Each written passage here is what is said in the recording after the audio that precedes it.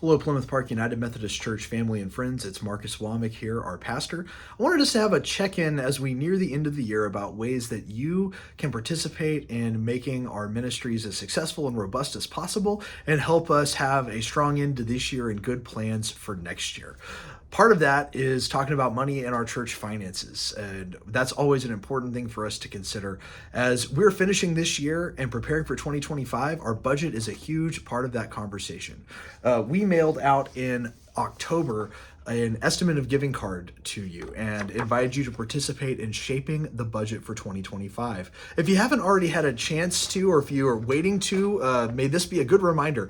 If you haven't yet, fill this out and get it back to our offices. You can mail it in, you can bring it by the office. There's a QR code here. You can pause and scan and go to that page, or there's a link with this message that if you haven't already, you can offer your estimate towards your giving for next year's ministries. This is phenomenally important and hugely important, vital work for our church so that we can continue to be who we're called to be and that our ministries can have as much support as possible, and we know what to expect in our faithful budgeting for the coming year.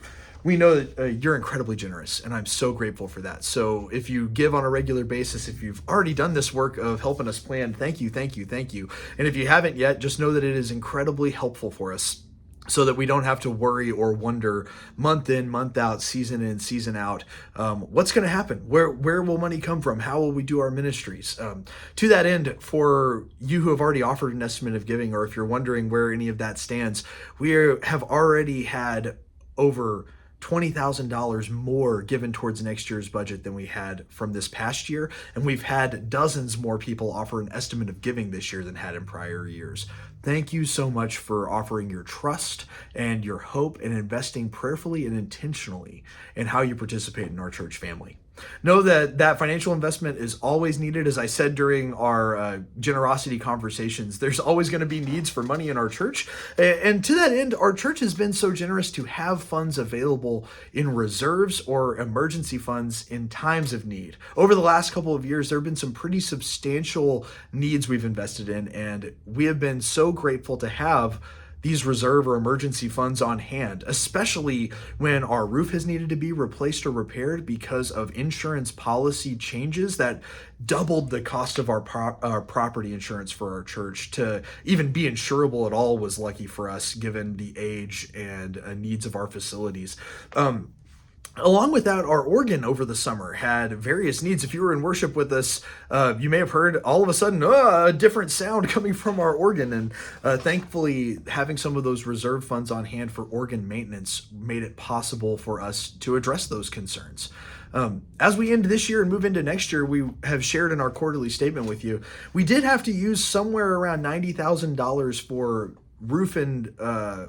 roof repair and replacement, organ repair and upkeep, AC and heating and electrical needs, along with the occasional other needs that just happen. Like something breaks at your house, you got to fix it.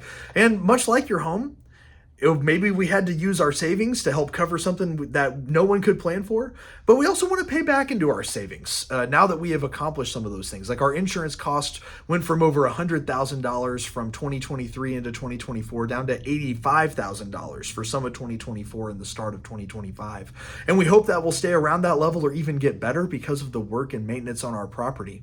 And with our organ, we hope that was once in a generation for that kind of repair, and we hope that that's the case again, that we have another couple decades before we have to do that kind of work. Now, we can't guarantee anything, but we hope that those are one-time only kind of expenses, and that's what we're working toward. But to that end, we'd love to put money back from what we've spent. And let me tell you, I've served churches that have had no reserves or very, very little reserves. It is such a blessing that we've been able to address these vital, vital needs so that other ministries could happen, so that we didn't have to cut staff or cut programming in order to fix a roof or repair a needed piece of equipment. Instead, we've been able to continue our ministries, and we plan to continue our ministries, all the while addressing these big picture needs.